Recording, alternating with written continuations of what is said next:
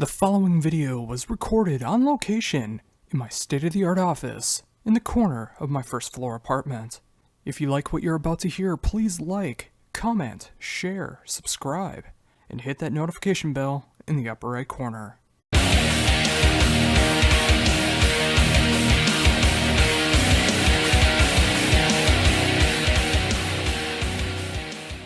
Alright, cool. There you go.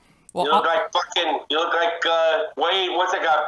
Bryan? Wade Bryan, the guy from WWE? What's that guy's name? Oh, Wade Wyatt. Yeah, Wade Bryan, brother. Woo! Are you a WWE fan?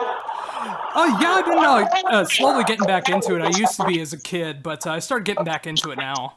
Oh, yeah, it's sick. Some of those guys are really, they're really good guys, man. They can really haul ass. They're doing good. How they fucking move is unbelievable. Oh yeah, without question. I never got called that before, so I find that pretty funny. There you go. Well, awesome. So, John, hit me up. Josh, Yeah. Excuse me. Let's do this interview, brother. All right, awesome. Well, thank you for taking time to be able to do this interview. As a tremendous fan of all the work that you've done so far, it's awesome to be able to talk to you about the brand new album from M.O.D. Cool, man. Are you really a fan, or you're just bullshitting me?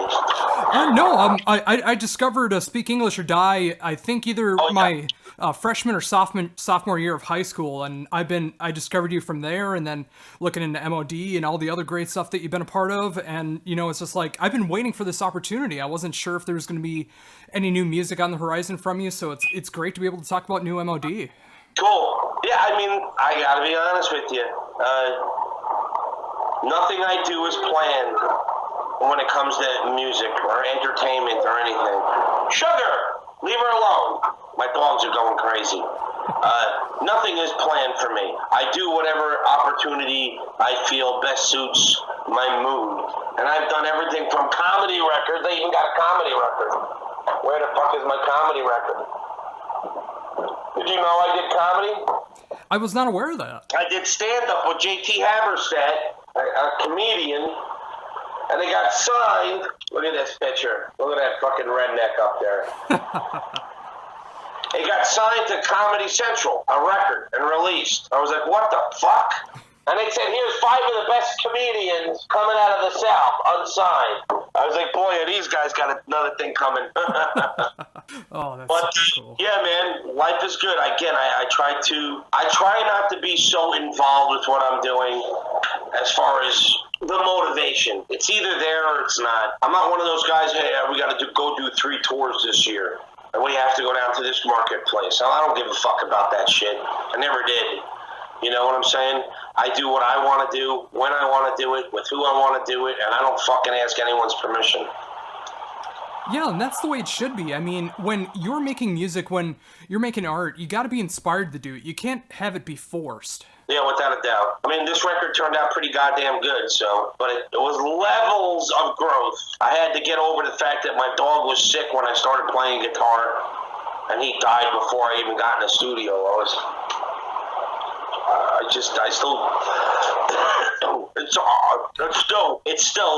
It's incomprehensible to me that my dog Buster is gone. So it just really is. But it is what it is.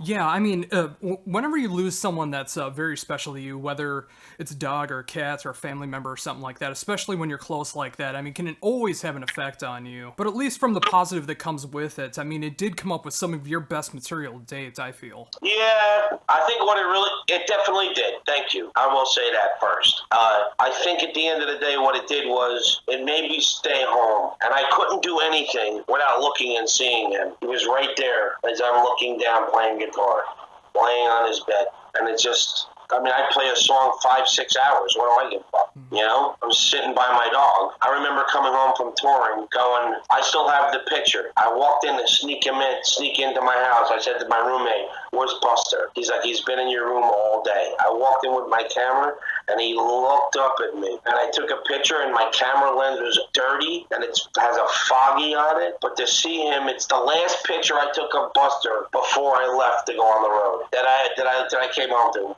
So it was his last time I took a picture of him coming home to him, and I didn't leave again till he was gone, and it was brutal. market, which is brutal on top of everything else. I help everybody. You'd be surprised how liberal I am politically. When it comes to the conservativeness of my politics, it's about spending. When it comes to the social understanding of my politics, it usually leans to be more politically liberal, but activist. Not the shit they do today. Donald Trump said pussy. Wah, the fuck out of here. That's not a reason to complain. Starting a war with Russia, that's a reason to fucking complain. That's right. People today got their heads up their asses. But the process of this record was genuine. I didn't have a goal. I didn't even think I was going to record it. I kept writing. I have a computer full of riffs. I had 680 minutes of me playing guitar, riffs at 2 and 3 minute clips. That's how much I had, and it was in one folder in my iTunes, and it was just 1,000 fucking things to sort through. It got to the point where I started going, okay, I can't even fucking think anymore. So how did you decide what were the best riffs to use for the album? That's a really good question. I think for me personally, I was basing it at the time on the bass player who was Tank, the guy that played on my record, who wasn't in the band when he played on the record. He quit my band before I went to Europe. But Tank was rehearsing with me with these M.O.D shows for a year with this other lineup. And I wrote specifically for Tank because he's an exceptional bass player. He's like Danny Loker, but more blues. And so his hands don't just go do-do-do-do-do-do-do. I mean, he knows how to play the fucking instrument. And that's a huge toolbox for me to call on when I need it. So, I mean, the riffs themselves there was so much. I think once I started finding a direction of where I was going sonically, song-wise, I started saying to myself, okay, here's my 15 basic songs. Let's just get a rough recorder. I have one of those little digital fucking, you buy a Guitar Center. You sit there and you play your acoustic, or you use this thing, and you record a live rehearsal of a riff here, a riff there, a drum beat here, a drum beat there. Just stuff like that. It's how it started to evolve into this. But don't think for 1 second it was simple. It was a year and a half of writing while Buster was sick. And it was a year of putting it together. And losing the bass player in the interim, which sucked. And having 2 tours booked, that sucked in Europe. So when we started making headway again, and I was like, I'm making headway for all the wrong reasons again. I did all this fucking shit to get this band up and running, and I'm giving everybody the same amount of money, and everyone's making exactly the same as me, and I got one guy in the band that's a fucking asshole, and he's the guy that brings the least amount to the table. And so to try and get rid of him, which took me, I spent the whole year trying to get rid of the guitarist that was on the road with me. And the drummer was just like, oh, let me talk to him. Finally, I fired everybody. I'm like, I can't talk to anybody anymore. I'm in my 50s, and you guys are still acting like you're 12. And I read every day. I have books all over my house. You know what I'm saying? You pick up my book, you find philosophy, you find Kissinger's book, you find Graham Hancock's book. You find William Bennett. You find everything. Schlesinger. That's what you see in my house. Besides my kitchen, which is cooking, and my honey collection, which is ginormous in America. You know what I'm saying? And I have to be stuck with children on the road? I can't. And I'm not going to. So this record turned into its own thing out of nothing other than necessity. It just found its own path. I'm actually quite happy with it. Yeah. And surprised. Yeah, I was going to say, like, a lot of people who are not actively involved in music don't understand how hard it is for a group of people to actually be able to get along enough to be able to be in a band together, let alone being able to tour or record or whatever the case is. So when you don't have those right amount of people, it can take people out of the music industry completely. And I'm glad that this time around that was not the case, and you were able to purge yourself of all the negativity and the whining that does go on in a band and be able to find the right people to continue on with music. Yeah, well, thank you. But the thing that I think, you're right. I mean, the bottom line is this: I was already coming from a bad situation. I wanted to go into positive situations. The reason I'm doing all my interviews on Skype is because people can see I'm talking to them. It's not me on the phone walking around in a wrestling robe with I'll get you, Hulk Hogan I'll get you away, Brian. You're dead. I know where you live. You know what I'm saying? Yeah. I'm not being character. I don't care anymore. I used to have to be the character all the time. I do interviews when I was back on the old Megaforce Records up until Rhythm of Fear, and they were like, Billy, don't just talk to these people. Talk to them like you're wrestling. They love that shit. And I loved it too. I mean, I grew up with Ric Flair and grew up with fucking San Martino and Superstar Billy Graham. So I love wrestling. And I get it that it's acting and entertainment. And it's brutal. It's like, fuck you. I love that shit. I love telling people fuck you and not really meaning it. It's awesome. It's like acting. You know, it's the same fucking thing. What, Robert De Niro? You really think Robert De Niro is a boxer? Is that what you're telling me? It's like me, when I look at myself, I say to people, they're like, oh, this record was really good, you sang really good. And I say to them, oh, so what are you telling me? You actually believe that I'm a singer? Is that what you're telling me? Like, wrestling is real and Billy's a singer. But I've never cared because I just want to have fun, you know? I want to be the guy that was the guy in the audience that loved watching, go on stage and reflect what the guy loves watching in the audience. I hated going on stage. And listen, before I was in thrash metal, every fucking singer was like this. All right, are you ready? Metal! You ready to kick some ass or what? I went on stage and said, hey, what's up, you fucking idiots? Let's have some fucking fun. Right? And then everyone started doing it. Chuck Billy started doing it. I wore the shorts. Anthrax wore the shorts. Chuck Billy wore the shorts. Like, you guys don't have any of your own personalities? Go get your own. Steal your own ideas. But it is what it is. Just finding yourself in an environment that you can not only control, but you can enjoy. Hey, there's things in the music environment that I enjoy that have nothing to do with the company of people. I love going and enjoying the catering. And like, let's say in France, you go and get real fucking bread, and you're like, what the fuck is this? Who the fuck makes bread like this? You know, because you don't get that shit in Texas. The bread in Texas is like fucking, you could take it after a day, you could build a wall with it between us and Mexico. It's so stiff. It's terrible. The money's black and the water's brown. The water's iron and the money's oil. That's Texas. And everything tastes like that. That's why the food is mediocre and all the rich people walk around and go, hey, y'all, you know what I'm saying? Oh, yeah. This is the way it is. But, you know, there's more to life. Enjoying the areas you go. I'm going to go. I'm going to enjoy this shit, man. I got a great record. I think people are going to really be responsive to it. The fact that it's on Megaforce is a joke to me because all we do is reinforce the catalog. But they signed for the 30-year anniversary. We did a new record for M.O.D. We did a new cover for the 30-year anniversary record, and we did it on vinyl. And my 3 records on my catalog, De-Evolution, Red, White, and Screwed, and Dictated Aggression, are now on Megaforce on vinyl, which they've never been on vinyl before. I think De-Evolution was on vinyl on Energy in America, but not Europe. So, I mean, the brand itself I'll put it to you this way. The brand itself is, meaning M.O.D. or Billy Milano. Let's just say M.O.D.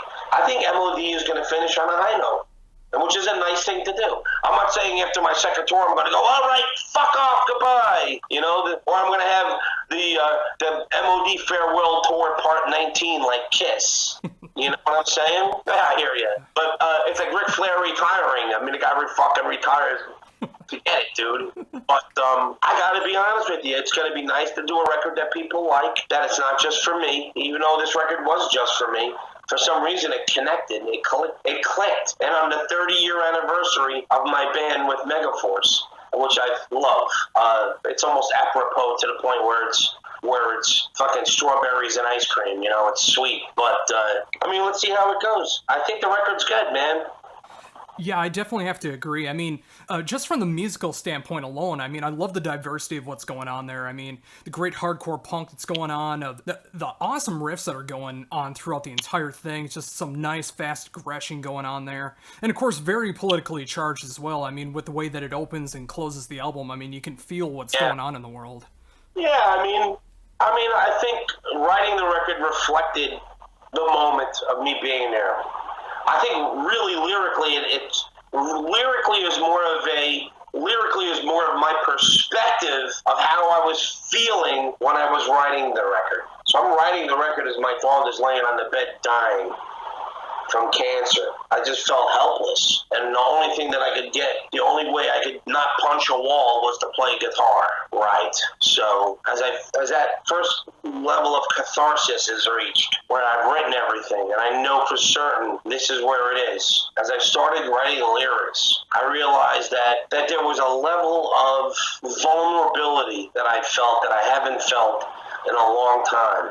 And as I started writing about society, I started writing the lyrics of the record, I realized something. Everyone is feeling fear, and everyone is feeling trepidation, and everyone is feeling anxiety and uncertainty. And it's only because this is what we're manufacturing in our country at the moment. Fear. That's our big tool. And I will not be a part of it. That's why I sing in the song Busted Broken American. Go step outside, go enjoy your life. There's not much time, and you're running out of time. You soon will be what you're born to be, busted, broken American. I mean, the path we're on of a society that is dysfunctional, it's on. We're following the yellow brick road, and that's just the face. That's just the facts.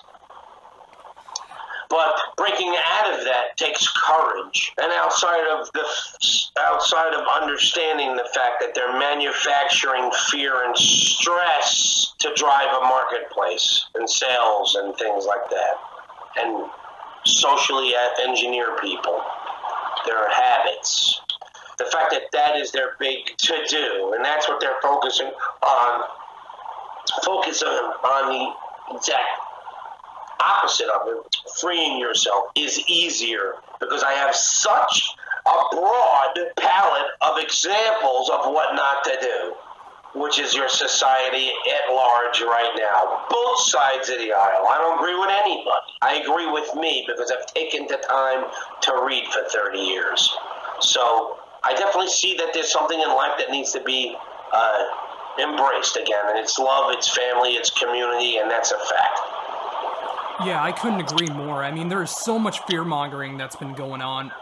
Not just this current election cycle, but just been going on for decades and decades of just this fear-mongering. Yeah, they know how to make money from it. Mm-hmm. That's it. You just remember this. If there's money to be made, they're going to make it. That's all you need to know. Mm-hmm. That's like people why would they put poison in the vaccines? Because they want to poison us so that they can sell more vaccines. Right. Mm-hmm. Money to be made. Money is the measure in a society. We don't look at that, but we're not the ones controlling society. We're the grand experiment. Where are you located, Josh? Minnesota. Okay, so we're the grand experiment. What are you, in your 30s? Gonna be 29 in August. Okay, so close. Close. So I'm 53. In the 53 years that I've watched my society change from when the Bushes took over, Reagan took over, it made me appreciate the humanitarian dignity, the human dignity of Jimmy Carter. Because none of them have got anything. The only guy that comes close to Carter, believe it or not, is Trump. But the newspapers won't allow him to speak. It's just like this Paris Accord that he didn't sign, right? He said to them, and I've seen the video, I have 3 questions and then I'll sign it. Did you see him say that on CNN? I did not. Okay, because here's his 3 questions. Where is the money going? Why is America paying so much? And can I read the bill to the American people? Meeting's closed. Now, what would you have thought of Donald Trump if he had said those 3 things on TV to America? This is why I didn't sign it. And here's me asking it, and here's the video. You'd say, finally, a guy that's doing his fucking job. Now, it's like this Obamacare bill. I'm not going to get political about who signed it. He didn't write that bill. The insurance companies wrote that bill, which is why you're getting $480 billion a year in insurance supplements. We're paying insurance companies with tax money. It's called illegal. It's illegal. It's a whole other story. My only philosophy about this record is, again, we've been put into a society where fear is the catalyst for sales, for behavior, for thought. How about this? For example, using fear as an example. I mean, this is what society's turned into. We've turned into a group of people that are being being controlled by a select root word doublespeak process. And it's basically fear. Fear of getting hurt, fear of being left out, fear of being called something or accused of something. You know? This is your society. That's not what I want. Hey, shut up! Here's the dog. Look at it. Oh, sure. That's the big ones. Oh, very nice. That's Emily. That's Buster's half-sister. Oh, very cute. And it's Sugar. Sugar! Who's that? You fat horse. She's 120 pounds. Here's Sophia. Oh, wow. Yeah, they're big dogs, dude. They're chocolate lab and English mastiff. Oh, wow. Nice combination. Yeah. Costs me fucking... The joy they bring me is great. I still have Emma with me. She's 15, so we're getting there. Yeah. Continue. Sorry. Oh, yeah. And, you know, that's a great point. I mean, whatever you can find happiness in life, whatever brings you happiness in life, you got to be able to still embrace that despite all the fear-mongering that's going out there. I mean, with you, I mean, with animals, being able to raise such great dogs and they give you so much love and so much meaning in life, I mean, if that gives you something to keep you going. Well, that's one of the fucking premises of the record. What is the real meaning of life? It's happiness. Because you know what? There's nothing, you can't take. Listen, I got a house full of shit. I have an apartment. I got the nice stuff. But the truth at the end of the day is when I die, it ain't going to be my stuff no more. It's going to be someone else's stuff. It's going to wind up on a shelf in a pawn store. It's going to wind up in someone's closet. Maybe my speakers will be on someone else's car stereo. I don't fucking know. But I do know this. You can't take it with you. So why fucking fight over it? You know, I told my mom is 91, and she's dying stage 4 cancer.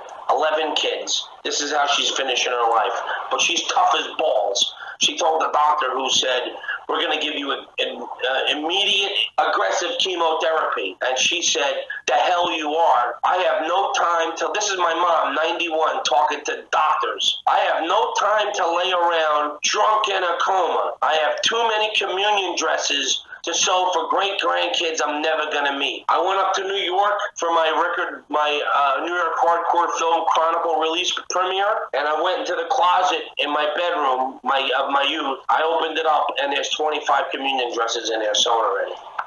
Oh, wow. So she knows what's up. So she's not fucking around. She's not going to go, oh, my life is over. She's going, okay, my life ain't over, but it's about to be. What do I want to accomplish? Like an adult, right? Yeah, that is so inspiring to see that, because there are so many people who just give up immediately when they hear something like that. But your mom proves that you can still live and do something successful before that you're gone. You can achieve.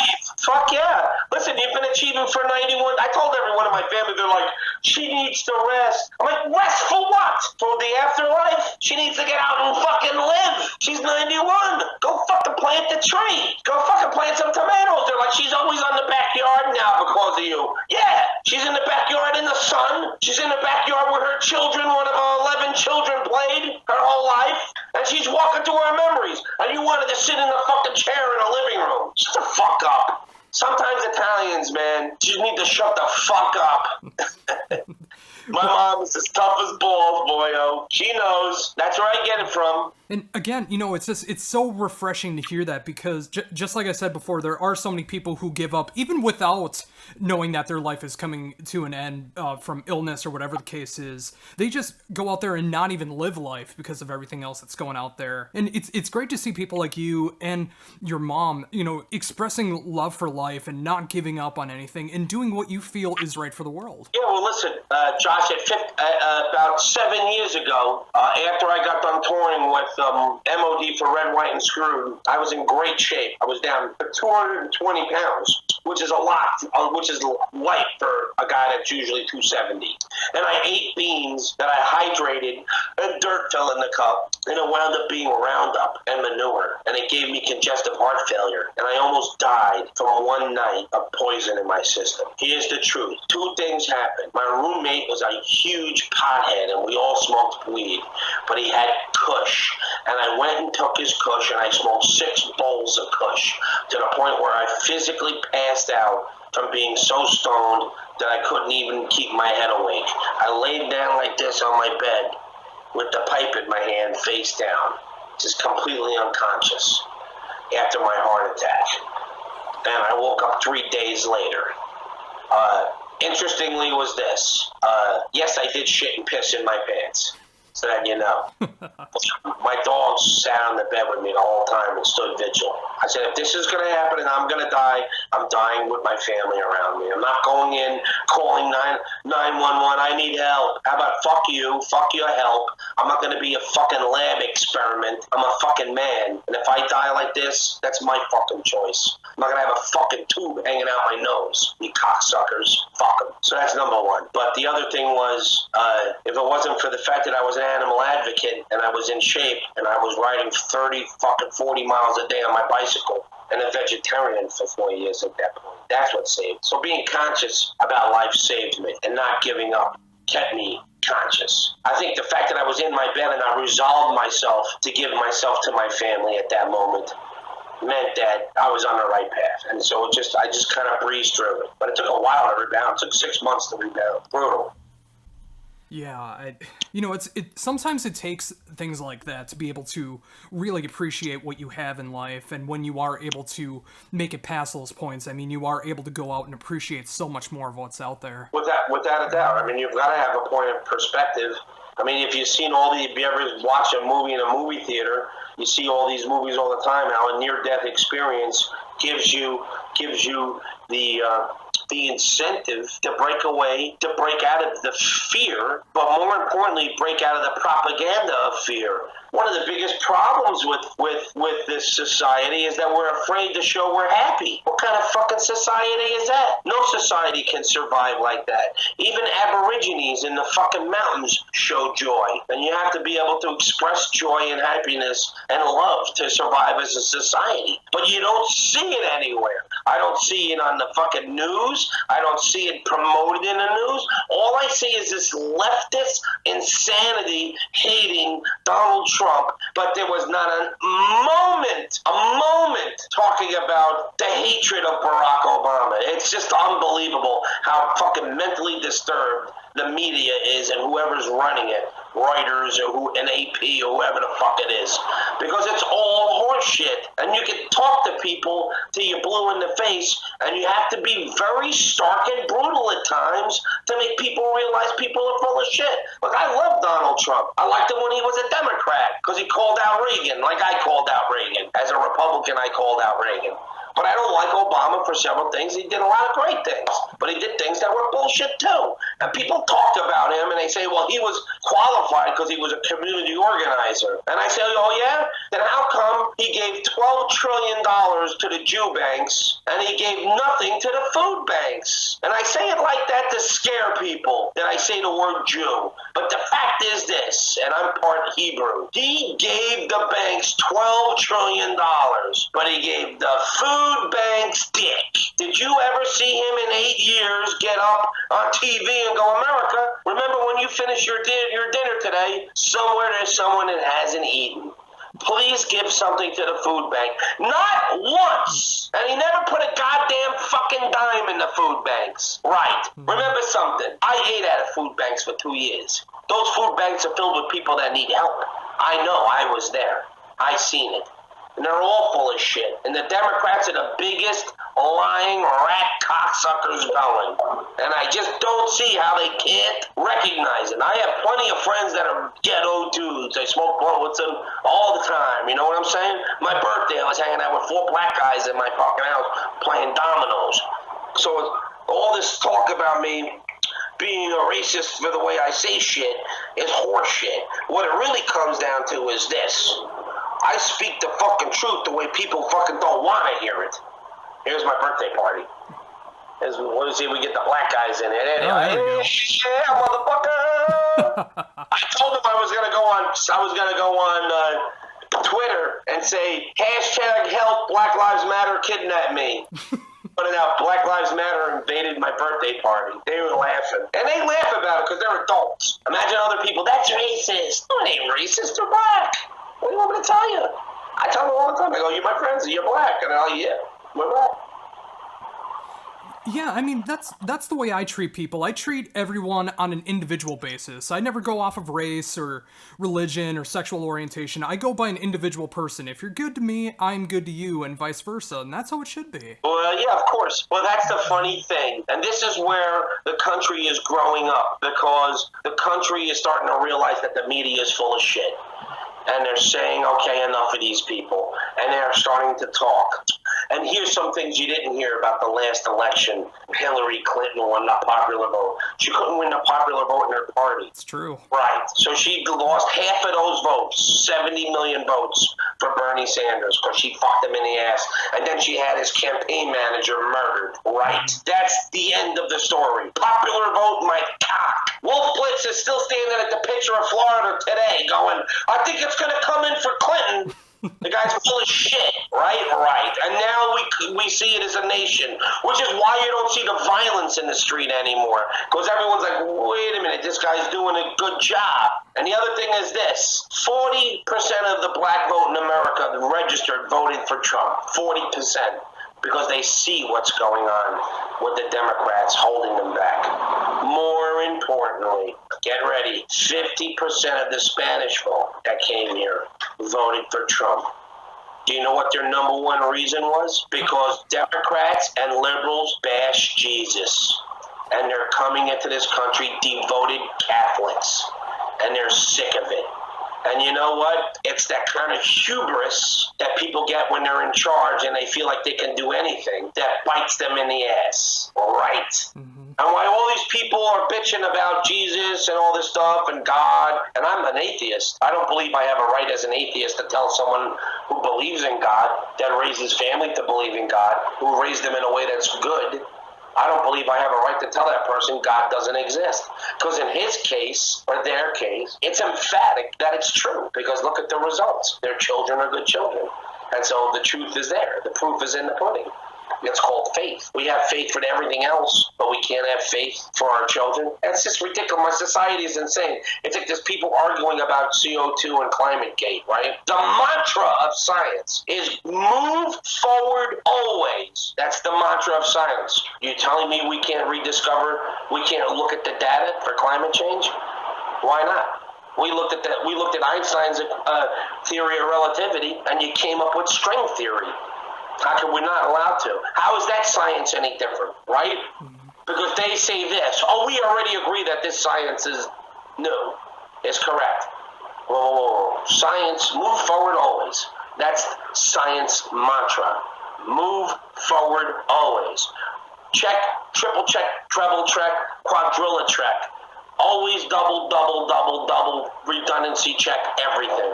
And they're not allowing people to do it. And because people have come out and said that is bullshit, I signed it, but that's not what I signed. And they show their data, and the next thing you know, you got 105 dead scientists all over America that were in climate change. Go look at the list. 100 fucking people mysteriously dying from climate change. Come on. Because they know something. They know it's bullshit, but more importantly, they know this. The economy of the world is now based on it. What do you do? Every war that we have planned is based on climate change, suppressing the oil. They're not taking the oil, they're suppressing it. They're sealing it in the ground and sitting on it to change how the economies are moving. This is where being Billy the adult comes into play. And I teach people. They're trying to level out the economies, the prices and the values of the dollars so that they can install a new worldwide purchasing currency. That's not for us, but it's going to replace the greenback or the gold standard dollar, right? They call it the petrodollar. And they're going to use this worldwide currency to buy all goods so they can have a worldwide tax on consumption or carbon. It's just hey, listen, the truth is it would be a really good plan, and we should do it. We should protect the planet. And if CO2 is a problem for the planet, we should protect it. It ain't a problem for the planet. Not if you plant. The biggest problem we have with CO2 is we don't plant trees that breathe oxygen, that breathe CO2 and make oxygen. We plant pine, and pine don't do nothing but suck water up out of the ground and make boards cheap. Right. We need to plant trees that put oxygen back in the atmosphere, which is why we should plant hemp everywhere in America, so we can put the hectic tons of fucking oxygen back in the atmosphere. And we can harvest it for buildings and for fuel and for fucking clothing. Hemp is the most diverse thing we could do to our society, but we don't talk about that because that's reasonable. We can prove that hemp works, that hemp pulls CO2 out of the oxygen, out of the air, and makes oxygen, even more so than trees. You can get 4 fields of hemp versus one field of trees in 1 year, 4 harvests. I mean, it's massive, and we don't even look at it. And it's all for the fear-mongering of hemp being involved with marijuana, so it's a bad term just from there, even though it can help the world. Absolutely. I mean, look, I'll be the first one to say that I personally believe that we need to legalize marijuana worldwide, or in America at least. I'll speak for America because I don't have the right to speak for the world. But we should also commute low-level offenses. Listen, those laws of using marijuana and a low-level offenses or crack cocaine and shit like that, which are strictly based on race and relativeness to economic depravity, it's racist. And those laws need to be overturned. More importantly, those sentences need to be commuted. And we need to start differently. We need to start over and say, look, if we're going to spend $70,000 to put someone in jail for pot, I'd rather give that person some money and say, here's what you're going to do. You're going to take this much money and stay here. Now you're going to do this to keep this income. You're going to go to fucking school. And you're going to get a degree in something. And you're going to do it. Or you're not going to get a fucking dime and you're going back to fucking jail. Now, what's the difference if we take $70,000 out of the private prison system and give it to a person through a surrogate to manage the money? Obviously the state isn't responsible enough, but a way for this person to facilitate profitability of their life, not alone wealth, life. Have they done anything creative towards society? Even walking someone home from a food store is wealth. I mean, you got to care at some point, and we need to bring them back in and teach them that. And that's everybody. But the laws themselves they need to be overturned. We need to change things in America, but we need to change things reasonably. This protesting free speech on a fucking college, white privilege. What white privilege have I had at 14 years old working? Fucking 53 years old, I drag garbage pails for a living, right? And I do the bar next door to me, I help that guy out because he's got a kid at home that he's rushing to get home to, and he's black. And I pull his garbage pails all the time. Well, what's the difference? We're all getting home at the same time. Don't you want to go home to your family? He always says to me, you don't got to do that, bro. And I know I don't got to do it, but you'll get home 5 minutes earlier and I got 5 minutes to spare. You know what I'm saying? People don't see that in me, and they don't want to see that in me because they're too busy capitalizing on their fear of me. And they use their fear of me to sell magazines. Right. Which is why I don't give a fuck about it. Yeah. Isn't that funny? Too, of all things, I couldn't give a fuck about this. I mean, I love music, and I love playing, and I love doing the interviews, and you talk to someone once in a while, and you get into a very agreeable conversation. Yeah, I mean, that could very well happen. Like, as soon as I get this up on YouTube and put this on the radio show, some of the bigger media outlets will take out one little snippet, make it a smear campaign, and take things completely out of context without any continuity at all, and it will sell them ad revenue and stuff like that, and I'm just so very much against that. I mean, I know that's how things work out. Again, with that fear, that negativity always sells. Yeah, that's blabbermouth. I mean, I had a huge blowout with Borovoy 10 years ago. I said, stop taking shit off my internet, off my page. You know, that's my website, that's my news article, that's my traffic. And he said to me, well, don't you want people to respond and, basically read your article? And I said to him, I do, but not on your website because your fans are fucking idiots. And it's these blabbermouth people, and there are a lot of smart ones, don't get me wrong. There are a lot of educated people that go on Blabbermouth, and they come up and chime up once, twice a year. You hear what I'm saying? But most of them are twat waffles, and they don't know what the fuck they're talking about. And it's the people who don't even read the article that might not even be right in the first place. They literally just read the headline, and that's it. Yeah, it's clickbait. Yep. Well, that's our society. That's something we created. And it's fear. It's fear. You ready? It's fear that created that. Yeah, Trust me. It really is. I mean, whether it's in the political spectrum or it's in metal, I mean, it's just, no matter where you get that fear and negativity from, people always want to know what to fear. Yeah, exactly. Listen, I'm going to tell you something. I listened to, I watched a guy review my record, talking about this record. It's like 6 months ago. He just got done reviewing the Anthrax record, the new Anthrax record, and he loved it. And then he said, other Anthrax-related material, BIlly Milano, inside the article. And he says, what is this, their 10th record or something? Meanwhile, it was Anthrax's 12th. Like, what did that have to do with anything? How is their record so great at 10, but at 12, and it's okay for them to continue, but it's wrong for me? I mean, I've had interviews. I had guys call me up. I did the record Loved by Thousands and Hated by Millions, a compilation. Emma, stop! And I did a song on there called Clubbing Seals. It's my country song. Right? Did you hear it? Oh, yeah. Okay. I had a fucking guy call me up from France for an interview. And he goes, this is how an article starts. Okay, Billy. Once more, you prove you are racist. And I said, what the fuck are you talking about? And he says, yes, you are racist. Why do you want to club Seal? Because he is black. And I said, what? He goes, why do you want to club Seal? Because he is black. I go, no, it's not clubbing Seal. It's clubbing Seal the animal. He goes, yes, because he is black. I go, no, it's the animal that swims in the water. And I had to spend like 5 minutes explaining that the seal is an animal that swims in the water that gets hunted. And then I go, and you know, there's a big thing in Canada where they kill the seals to stop them from eating the cod. And he goes, oh, yes, I don't get this right. Okay, Billy, thanks for the interview. And he hangs up. But the whole interview was him getting ready to attack me. And when he realized he couldn't, he hung up. Okay, Billy, thanks for the interview. And he hung up.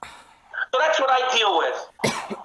And then dealing with people like who are 25 years old that say stuff like white privilege or you're a white male. That pisses me off. You're a Republican. That pisses me off. Stuff about Donald Trump. That pisses me off. They said the same thing about fucking Jimmy Carter. Remember when Jimmy Carter got on TV and started saying to the American people, we need to break the dependence of oil in America. And I have a way of doing it. And even the Democrats got together before his re-election bid and said, who the fuck are you to talk to the American people, let alone wear a sweater? This is his own party. And here we have Jimmy Carter, one-term president, spends the rest of his life building houses for people that don't have any. Who is the guy that we should have elected again?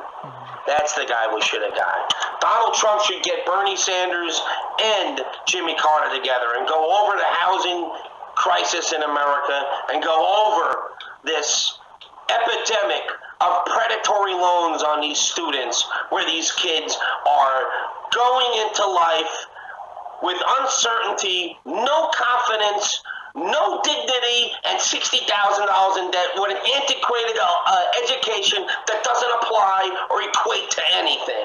This is what's wrong with the country. And people don't want to talk about that aspect because why? Because those are the big banks that own those loans. And that little housing bubble that we have of $2.7 trillion is number one compared to what? The predatory loan bubble of $1.7 trillion. We have a $1.7 trillion deficit deficit on student loans. What the fuck is wrong with my country? That's criminal. These people are going into life with a burden on them, shackles. How can they fly? Who cares what fucking, if they're a right-wing, left-wing, communist, socialist, capitalist, who cares? They should have the ability to enjoy their life, but they should have their minds free to create. We don't need soldiers, and we don't need drones. We need innovators, and that's what I'm fucking talking about. And the society that we've built at this point doesn't facilitate that. It facilitates drones. With that, I mean, with all the philosophy that you studied, everything that you've been around for in your time of life, what do you think it's going to take for that revolution to start happening where innovation matters again? That's a good question. I'll just say this. I'm of the opinion that the definitions that we work on, you and I as a member of society, are not coexisting with the understanding of innovation from their side of society, the elitists.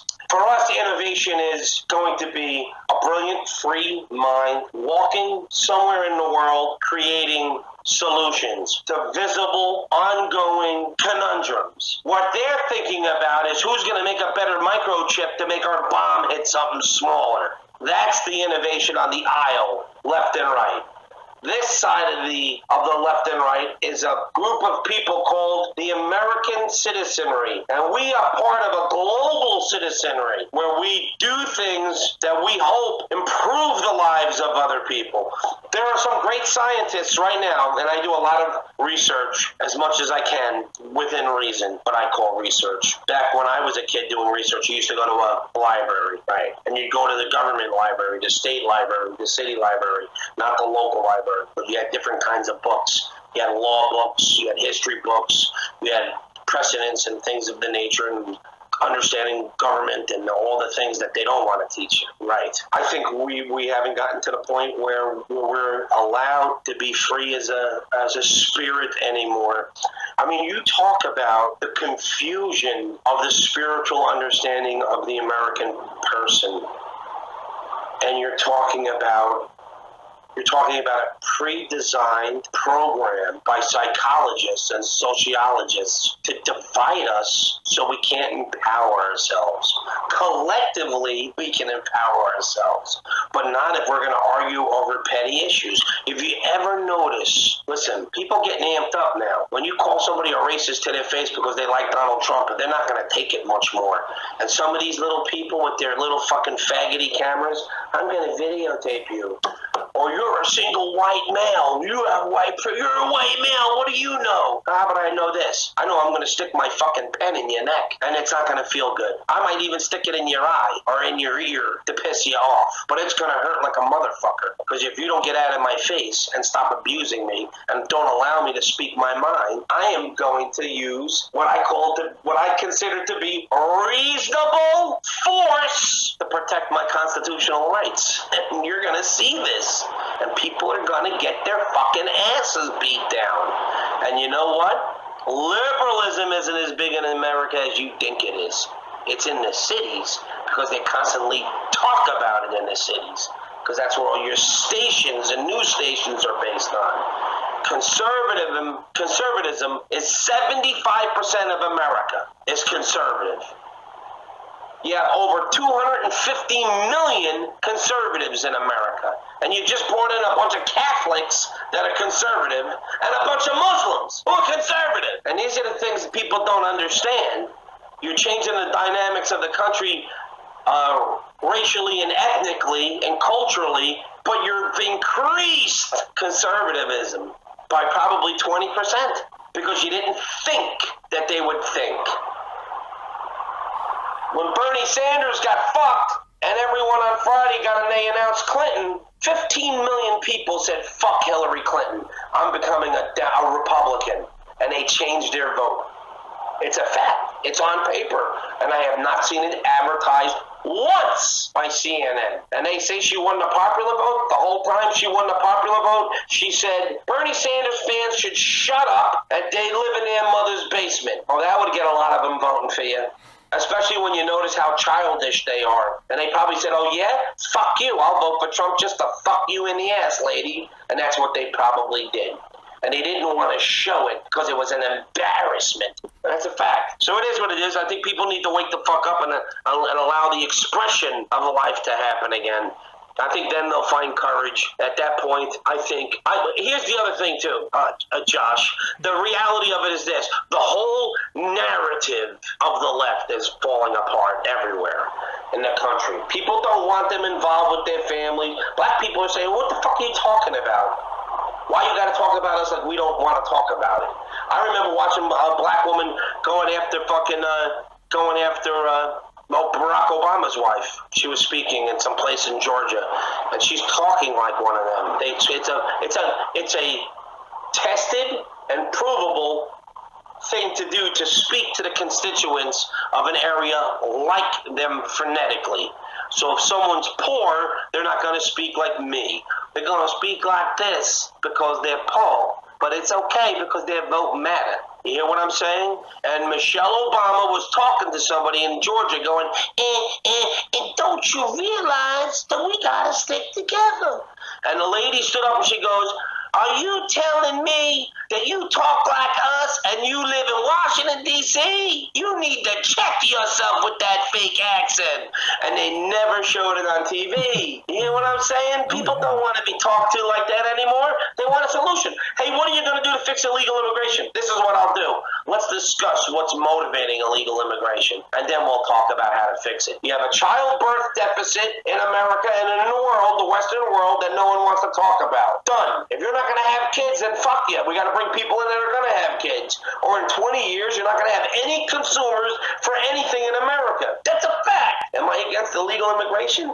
Yes. Am I for immigration as long as it's done for lawfully? Sure. Bring 50 million Mexicans into America. I don't give a fuck. At least they go to work. They're going to do something, but let's not bring them here and cater to them and not expect anything from them. Right. And that's what immigration is in America. They're trying to seed the country with children because Americans aren't having children. Even with the Mexicans in America, we're only 3.1 children per household, and that's below. That's just the average to sustain society. There was a great article on it from the EU and from under Van Rompuy and under the Rockefeller Foundation did a thing on childbirth deficit, which is amazing. Yeah, it's just amazing how that works out. I mean, so people are so obsessed with the here and now that they really don't think about the future like that. Like, what's going to happen for generations below your generation and after that? Yeah, I mean it's done. Yeah.